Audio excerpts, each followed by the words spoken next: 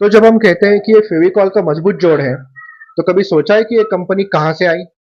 Year 1948 Mumbai के एक छोटे से लंबर यार्ड में काम करने वाला नौजवान जो पियोन की नौकरी करता था और जिसने कभी महात्मा गांधी जी के साथ क्विट इंडिया मूवमेंट में भी हिस्सा लिया था, उनका नाम था बलवंत पारिक। और आज उसी पियोन की कंपनी का मार्केट कैप है 1 लाख करोड़ रुपए। फेविकॉल एक ऐसा ब्रांड जो हर ऑफिस में, हर घर में यूज होता है और हर कारपेंटर भी उसको यूज करता है। तो जानेंगे आज इसी ब्रांड की स्टोरी द एग्जीक्यूटिव एड पर। तो आज हम देखेंगे कि ये बलवंत पारिक कौन थे, फिर समझेंगे उस टाइम का इंडिया का ग्लू मार्केट, फिर देखेंगे फेविकॉल कैसे बना, जब कोई खरीदने को तैयार नहीं था तब पारिक जी ने क्या किया, उसके बाद इनोवेशन की कहानी, फिर मार्केटिंग जिसने पूरे इंडिया को हंसाया, और फिर बिजनेस स्ट्रेटेजी जिसने कॉम्पिटिटर्स को मिटाया, और अंत में देखेंगे कि ऐसे 6 लेसन्स जो हर प्रोफेशनल को जानना चाहिए। तो चलिए शुरू करते हैं। तो बलवंत पारिक जी, उनका जन्म 1925 में गुजरात के एक छोटे से महुआ गांव में हुआ। 1942 में उन्होंने लॉ की पढ़ाई छोड़ी और महात्मा गांधी जी के साथ क्विट इंडिया मूवमेंट में हिस्सा लिया। 1943 में वो मुंबई वापस आए, ग्रेजुएशन किया और कई छोटी मोटी जॉब्स की। 1948 में एक टिम्बर मर्चेंट के यहाँ उन्हें पियोन की जॉब मिली और यहीं से सब कुछ बदला। एक पियोन की नजर ने वो देखा जो बड़े बड़े बिजनेसमैन नहीं देख पाए। इंडिया के कारपेंटर्स के पास ढंग का ग्लू नहीं था। 1950 में उन्होंने मोहन भाई करके एक छोटी सी इंपोर्ट ट्रेडिंग कंपनी चालू की और 1954 में वो जर्मनी गए और वहां उन्होंने एक ऐसा प्रोडक्ट देखा जहां से पूरी जिंदगी बदल गई। तो 1950s में इंडिया का ग्लू मार्केट का क्या हाल था? देश आजाद हो चुका था, कंस्ट्रक्शन चल रहे थे और हर कारपेंटर को ग्लू चाहिए था। तो फिर ये सिचुएशन में ऑप्शंस क्या थे? पहला, इंपोर्टेड फॉरेन ग्लू, जिसकी क्वालिटी तो बहुत अच्छी थी बट ये महंगा भी बहुत था। दूसरा, चावल और आटे का लेप, जो सस्ता था लेकिन सिर्फ पेपर पे काम करता था, वुड पे बहुत बेकार था। तीसरा, जानवरों की हड्डियों से बना ग्लू, जो काम तो करता था बट उसको उबालना पड़ता था। इसकी बदबू इतनी आती थी कि वर्कशॉप में सांस लेना मुश्किल था और कुछ वेजिटेरियन कारपेंटर्स के लिए ये धर्म के खिलाफ था। इसके अलावा इंडिया का ह्यूमिड क्लाइमेट ये सब ग्लू को कमजोर करता था। यानी कि करोड़ों कारपेंटर्स बट सॉल्यूशन एक भी नहीं। बलवंत पारेख ने यही गैप देखा और यहां से शुरू हुई कहानी। तो साल था 1954, जर्मनी में हॉइस्ट कंपनी की फैक्ट्री। पारिक जी ने देखा एक प्रोडक्ट जिसका नाम था मूवीकॉल, एक मॉडर्न वुड एडिजिव जिसको ना गर्म करने की जरूरत है, ना कोई बदबू है, और जोड़ इतना मजबूत कि लकड़ी टूट जाए पर जॉइंट ना टूटे। तो उनकी आंखें चमक गई। लेकिन यहाँ पे एक प्रॉब्लम थी। अगर ये मूवीकॉल इंपोर्ट करे तो इसका प्राइस सस्ता रखना बहुत ही मुश्किल था और कोई कारपेंटर उसको खरीद नहीं पाता।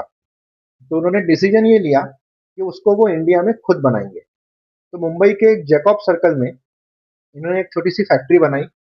अपने भाई के साथ इन्होंने काफी मेहनत की, फॉर्मूलाज बदलते रहे, ट्रायल्स करते रहे, और 1959 में वो पल आया, इंडिया का पहला home grown, affordable, vegetarian friendly, ready to use adhesive, और उसका नाम रखा फेविकॉल, इंस्पायर्ड बाय मोविकॉल, जिसमें कॉल का मतलब है to bond, to join. Company का नाम रखा पिडिलाइट इंडस्ट्रीज और शुरू हुआ ये आइकॉनिक ब्रांड। लेकिन प्रोडक्ट बनाना अलग है और उसे बेचना बिल्कुल अलग। कारपेंटर्स ने कहा, हम तो सदियों से हड्डियों का ग्लू यूज कर रहे हैं, तो ये नया प्रोडक्ट क्या ही होगा। बड़े बड़े कॉन्ट्रैक्टर्स ने कहा, ये इंडियन प्रोडक्ट है तो प्रीमियम नहीं लग सकता। और पारिक जी के पास ना टीवी एडवर्टाइजिंग का बजट था, ना ही रेडियो का बजट था। तो उन्होंने वो किया जो एक पियोन जानता था, कि खुद जाओ और खुद दिखाओ। वो खुद कारपेंटर वर्कशॉप में जाते थे, लाइव डेमोन्स्ट्रेशन करते थे, सामने जोड़ लगाते, तोड़ने की कोशिश करते, और ये दिखाते कि लकड़ी टूट रही है बट फेविकॉल का जोड़ नहीं। फ्री सैंपल्स देते थे और उन्होंने छोटे छोटे पॉकेट्स बनाए जो हर कारपेंटर के बजट में थे। और फिर एक दिन एक कारपेंटर ने ट्राई किया, उसने दूसरे को बताया, फिर उसने तीसरे को बताया, और वर्ड ऑफ माउथ चालू हुआ। और एक बार जिसने फेविकॉल ट्राई किया वो कभी वापस नहीं गया। तो फेविकॉल एक प्रोडक्ट नहीं था, अब वो प्लेटफॉर्म बन चुका था। पीडीलाइट का फॉर्मूला था कि कस्टमर्स की प्रॉब्लम सुनो और सॉल्यूशन बनाओ।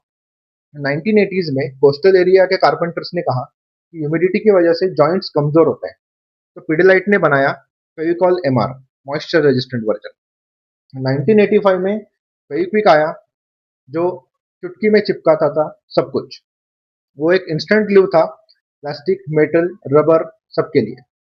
फिर 2000s में आया doctor Fixit, water proofing and chemical expert. तो अब पिडिलाइट सिर्फ ग्लू कंपनी नहीं थी, ये एक पूरा कंस्ट्रक्शन सेगमेंट था। स्कूल्स के लिए, घरों के लिए, एक्रेलिक कलर्स के लिए, आर्ट्स के लिए एंड क्राफ्ट्स के लिए। और अब मरीन और इंडस्ट्रियल सेगमेंट के लिए एक स्पेशलाइज्ड एडिसिव भी लॉन्च किया। तो हर बार कस्टमर ने प्रॉब्लम बताई और पिडिलाइट ने सॉल्यूशन बनाया, और यही उनकी सबसे बड़ी ताकत थी। फिर आते हैं उनकी सबसे बड़ी स्ट्रेंथ पे, वो था मार्केटिंग। जब पेप्सी ने सचिन को हायर किया, तो फेविकॉल ने एक लोकल कारपेंटर को हायर किया। उनके हर एड में ऑर्डिनरी इंडियन लोग, कारपेंटर्स, हाउसवाइफ, विलेज के आदमी, सिंपल सिचुएशंस एंड ह्यूमर इतना गहरा था कि वो प्रोडक्ट भी याद रह गया, और उसके साथ साथ पूरा इंडिया हंसता था। ये फेविकॉल का मजबूत जोड़ है। ये टैगलाइन आज भी यूज होती है। रूरल इंडिया से connection, emotional campaigns, real carpenters को एड में दिखाना, ताकि जो एक्चुअली प्रोडक्ट यूज कर रहे हैं वो खुद को उस एड में देखे। और यही था फेविकॉल का मार्केटिंग जीनियस। तो मार्केटिंग के साथ साथ पिडिलाइट की बिजनेस स्ट्रेटेजी भी बेमिसाल थी। 2002 में उन्होंने लॉन्च किया फेविकॉल चैंपियंस क्लब। 300 से ज्यादा क्लब्स, 145 सिटीज में 40,000 से ज्यादा कारपेंटर्स को उन्होंने ट्रेनिंग दी, टूल्स दिए और उनको रिकॉग्नाइज भी किया। और बदले में ये कारपेंटर्स हर प्रोजेक्ट में फेविकॉल को रिकमेंड करते थे। तो बिना किसी सैलरी के 40,000 ब्रांड एम्बेसडर्स। और कॉम्पिटिटर्स के बारे में, पिडिलाइट ने कभी फाइट ही नहीं किया। एमसील आया, एक्वायर किया। रॉफ आया, उसको भी एक्वायर किया। वुडलॉक आया, उसको भी एक्वायर किया। तो कॉम्पिटिटर्स को हराओ नहीं, उन्हें अपना बनाओ। और आज रिजल्ट ये है कि इंडिया के एडेसिव मार्केट में 70% से ज्यादा का मार्केट शेयर, 80 से ज्यादा देशों में प्रोडक्ट्स, 2025 में 1 लाख करोड़ का मार्केट कैपिटल, और Parekh family Forbes India rich में नंबर 17 पे। तो फेविकॉल की कहानी एक ब्रांड की कहानी नहीं है। हर प्रोफेशनल को ये 6 जिंदगी बदलने वाले लेसन देती है। लेसन 1, गैप देखो, ग्लैमर नहीं। पारिक जी ने कोई ट्रेंडी इंडस्ट्री नहीं चुनी, उन्होंने एक अनग्लैमरस डेली प्रॉब्लम को सॉल्व किया। लेसन 2, असली कस्टमर्स पहचानो। फर्नीचर खरीदता है कस्टमर, लेकिन ग्लू चूज करता है कारपेंटर। पिडिलाइट ने कारपेंटर्स को टारगेट किया, डिसीजन मेकर तक पहुंचे, एंड यूजर तक नहीं। लेसन 3, ग्रास रूट पहले, मास मार्केटिंग बाद में।